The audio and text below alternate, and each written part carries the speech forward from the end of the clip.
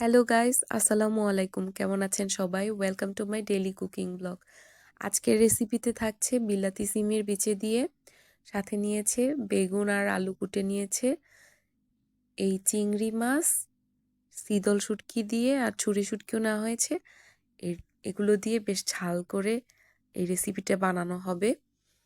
তো এটা হচ্ছে বিলাতি সিমের বিচি। বাংলাদেশেও সিমের সিজন চলে এসেছে অলরেডি। কিছুদিন পরেই বিচিওয়ালা সিম বা অনেকে খাইসা বলে, তো এটা বের হবে। শীতকালে কিন্তু এই রেসিপিটা খুব মজা হয়।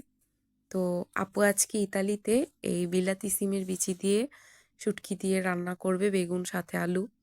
তো প্রথমে পাতিলে তেল গরম হতে দিয়েছে। তেলটা গরম হয়ে আসলো পর শুটকি আর চিংড়ি মাছ একসাথে ভাজতে দিয়ে দিল।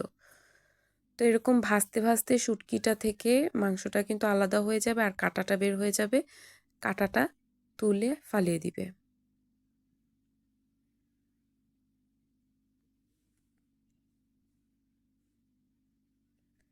আপনারা এই রেসিপিটা দেখে বাসায় বানিয়ে দেখবেন, এত যে মজা হয়, মানে ভাত খাইতে আপনার আর কিছু লাগবে না।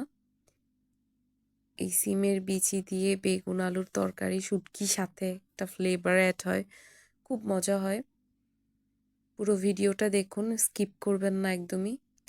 তো এই শুটকি চিংড়ি মাছ ভাজা হয়ে গেলে পর আপু এর মধ্যে দিয়ে দিল পেঁয়াজ কুচি, রসুন কুচি, টমেটো কিউব, কাঁচামরিচ সব একসাথে দিয়ে কিছুক্ষণ ভেজে নিচ্ছে।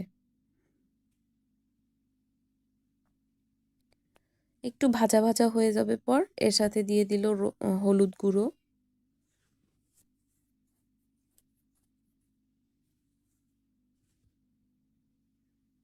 একটু পানি দিয়ে নিল যাতে নিচে না লেগে যায়, মশলাটা পুড়ে না যায়। সাথে দিয়ে দিল 1 টেবিল চামচ পরিমাণ মরিচের গুঁড়ো, আরও একটু মরিচের গুঁড়ো দিছে, কারণ এই খাইসা বা সিমের বিচি বলেন, এগুলোতে একটু ঝাল ঝাল না হলে জমে না। আর একটু পানি দিয়ে দিল।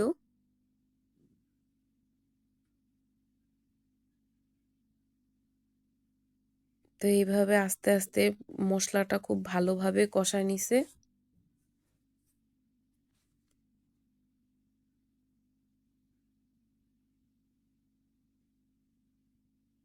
মশলাটা একটু কষানো হবে পর সিমের বিচিগুলো কিন্তু দিয়ে দিচ্ছে। এই সিমের বিচিগুলো যখন নিয়ে আসছে রাতের বেলা আপু লবণ দিয়ে ভিজায় রাখছিল, সকালবেলা এগুলো খুব সুন্দর করে খোলসগুলো ছাড়িয়ে ফেলছে, খুব ইজি। তো দেখুন এরপর সিমের বিচিগুলো দিয়ে দিল আর দিয়ে দিল এরকম একটু কিউব করা আলু।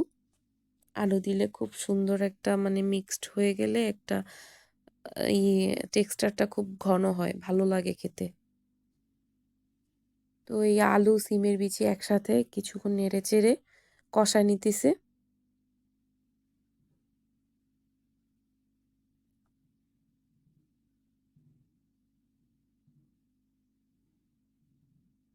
গাইস, চিংড়ি মাছ দিয়ে শুটকি দিয়ে তরকারিটা যে কি মজা হবে এই কষানি দেখেই তো বোঝা যাচ্ছে। তো এইবারে কষানো হয়ে গেল পর দিয়ে দিল গরম পানি। দেখুন গরম পানি দিয়ে দিছে। এরপরে একদম ঝোলটা টকবক করে ফুটতেছে, ঢাকা চাপা দিয়ে কিছুক্ষণ রাখবে।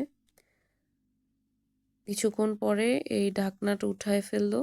এর মধ্যে দিয়ে দিল বেগুন কিউব করে রাখা। বেগুনটা এখন দেওয়ার কারণ হচ্ছে গিয়ে আগে দিলে বেগুনটা গলে যায়, তো এইরকম বেশ সুন্দর লাগবে, দেখতেও সুন্দর, আর হচ্ছে কি একদম গলেও যাবে না, আস্তে আস্তে থাকবে। তো দেখুন গাইস, কত জোস লাগতেছে বেগুন আলু সিমের বিচি তরকারিটা। ব্যাস, এভাবে আস্তে আস্তে বেগুনটাও সিদ্ধ হয়ে যাবে, আলুও সিদ্ধ হবে। আলু তো অলরেডি সিদ্ধ হয়ে গেছে। ঢাকা চাপা দিয়ে রাখলো।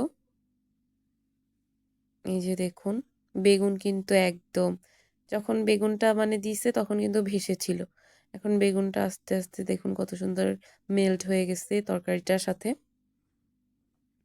মাশাল্লাহ মাশাল্লাহ, দেখতে কত সুন্দর লাগছে।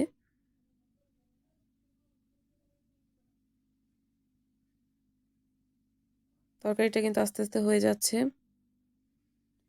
সো এই যে গাইস দেখুন ফাইনাল লুক আমাদের সিমের বিচি, বেগুন, আলু, চিংড়ি মাছ দিয়ে শুটকির তরকারিটা। কত যে সুন্দর লাগছে, কত লোভনীয় মাশাল্লাহ। বেশি করে ধনিয়া পাতা দিয়ে এরকম যদি শীতকালে আপনারা রান্না করেন আর কোনো তরকারির দরকার হবে না। বাংলাদেশে তো হচ্ছে আরো দেশি সিমের বিচিগুলা খাইতে আরো মজা হবে।